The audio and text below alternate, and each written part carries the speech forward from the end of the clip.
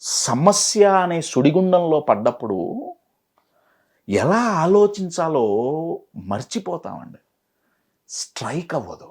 Life coach అంటే ఎవరయ్యా అంటే, ఆ టైంలో వాళ్ళని వాళ్ళే బయటికొచ్చేటట్టు, మనలాగా చెయ్యి పట్టుకొని లాగే పడుకోవచ్చు కాదు ఎప్పుడు.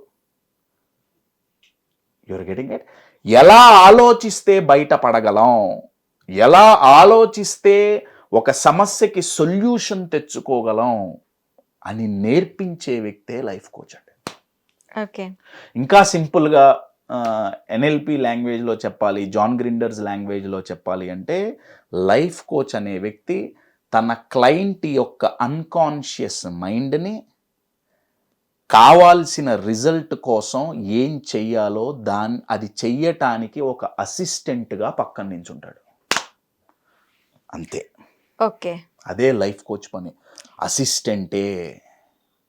మెయిన్ పర్ఫార్మర్ ఎవరు? క్లయింటే.